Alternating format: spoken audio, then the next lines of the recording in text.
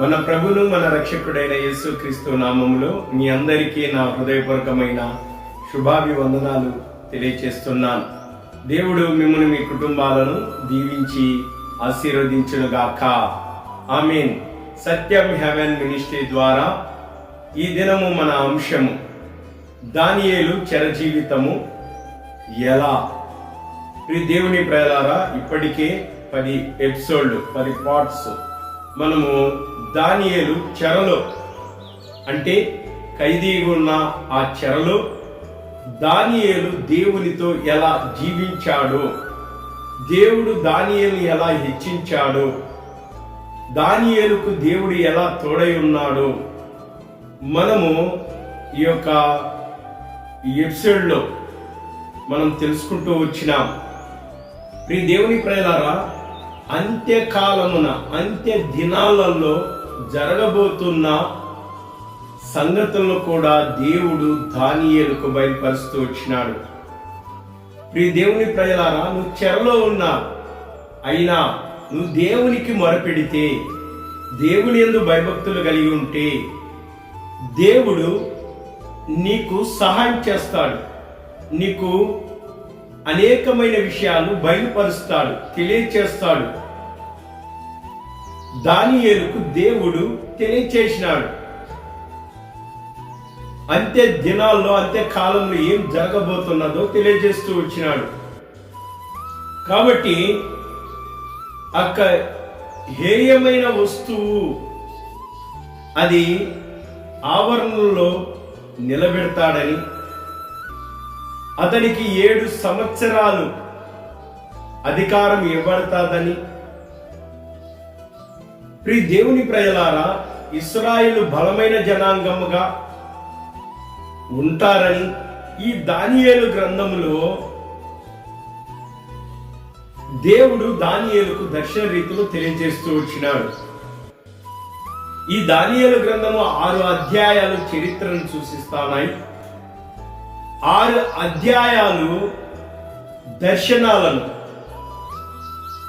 దర్శనాలను ఈ యొక్క ప్రవచనాలుగా ఈ 6 అధ్యాయాలు తెలియజేస్తున్నాయి. కాబట్టి ఈ దర్శనం ఏంటంటే, అంత్య దినాల్లో, అంటే కడవరి దినాల్లో ఏమి జరగబోతున్నదో ఆఖరి అధ్యాయం 12వ అధ్యాయంలో ఒక సత్యాన్ని తెలియజేస్తున్నాడు దేవుడు దానియేలుకు. 12వ అధ్యాయం 1వ వచనం, ఆ కాలమందు, అంటే అంత్యకాలమందు దానియేలు గ్రంథం 11వ అధ్యాయం 40వ వచనంలో, అంత్యకాలమందు దక్షిణ దేశపు రాజు అతనితో యుద్ధము చేయును. కాబట్టి దేవుని ప్రజలారా, ఈ యొక్క భయంకరమైన యుద్ధం ఇప్పుడు కడవరి దినాల్లో, అంత్య దినాల్లో, చివరి దినాల్లో ఉన్నాం. కాబట్టి ఈ కాలంలో భయంకరమైన యుద్ధం జరుగుతుంది.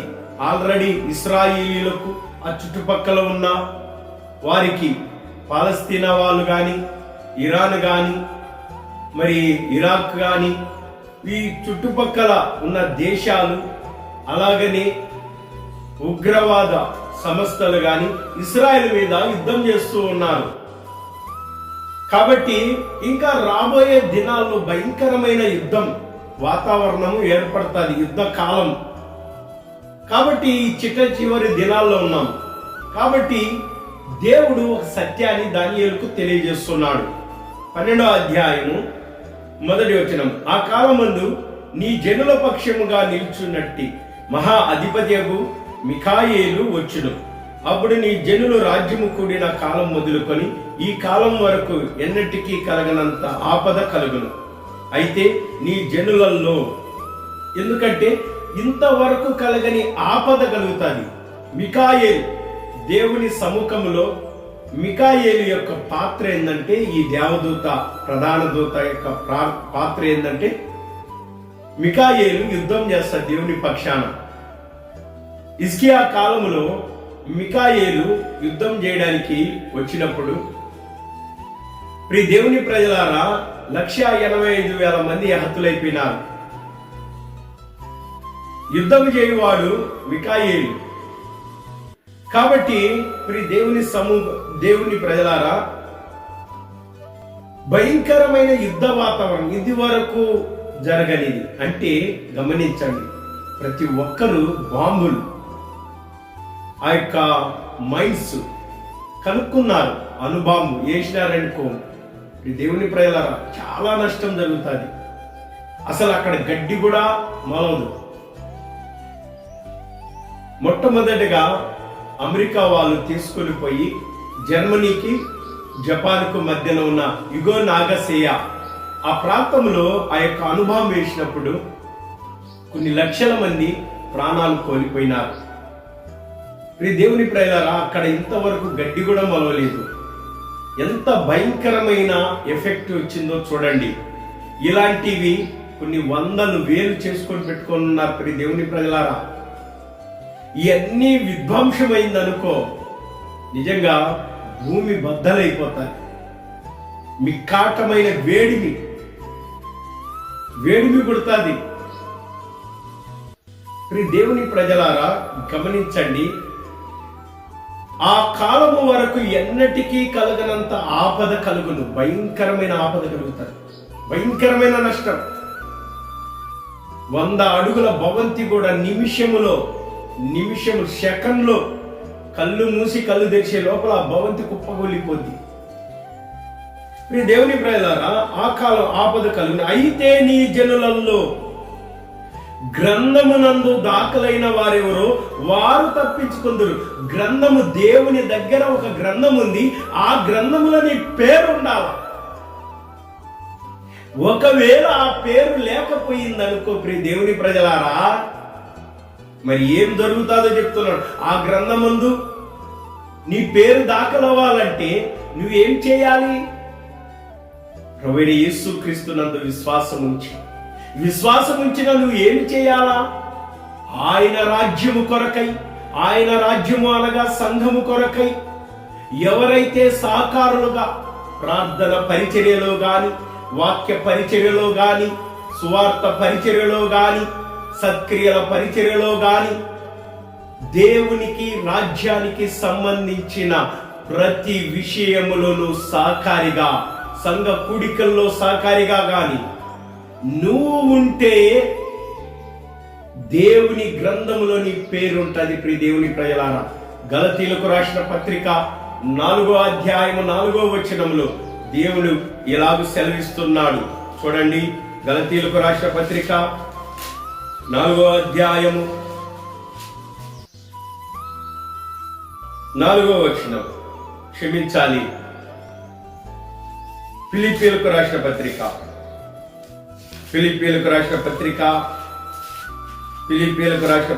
4వ అధ్యాయము 4వ వచనం.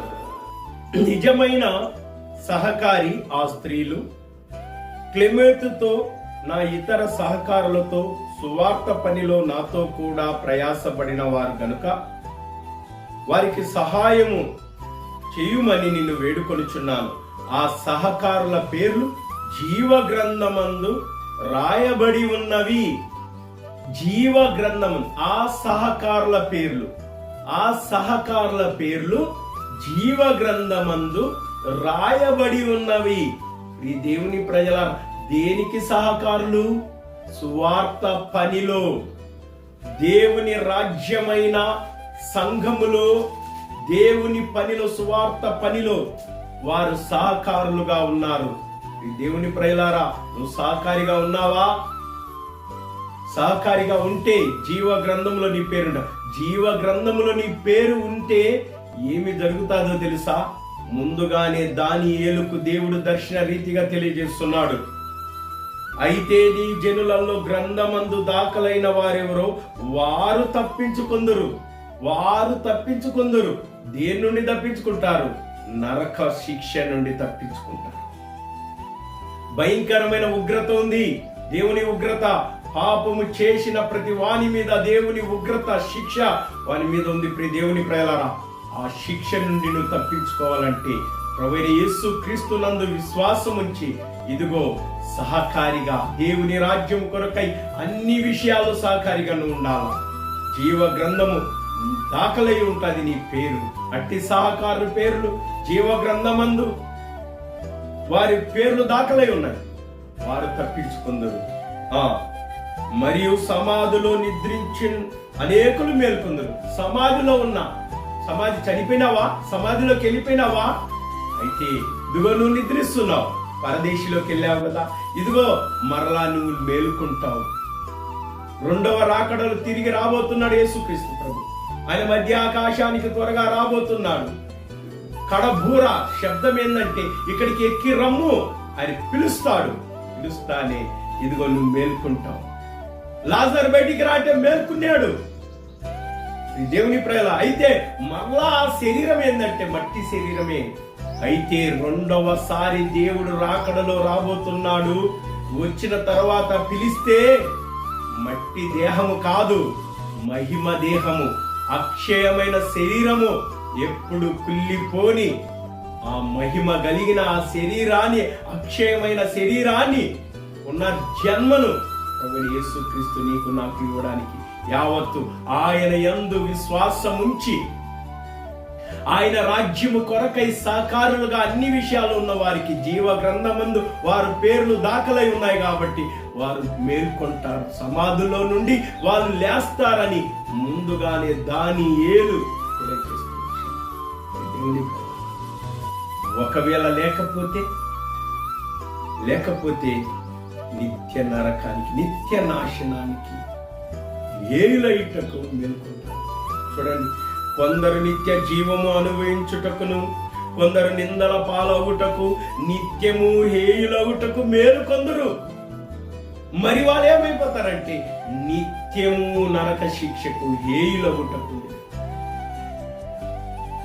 దేవుని దానియేలు చెర జీవితంతో దేవునితో సహవాసం, దేవుని గ్రంథములో దానియేలు లిఖితమై ఉంటుంది. నిత్య జీవం, నిత్య రాజ్యము, చెరలో ఉన్నవా సమస్యలు అయినప్పటికీ దేవుని కలిగి ఉంది. నిత్య జీవం, నిత్య రాజ్యము దేవుడు నీకు నాకు మనందరికీ ఇస్తారు. అటు భాగ్యము, ధన్యత ఈ మాటలు వినుచున్న నీకు, నీ కుటుంబానికి దేవుడు అనుగ్రహించును గాక. ఆమేన్. అందరికీ వందనాలు.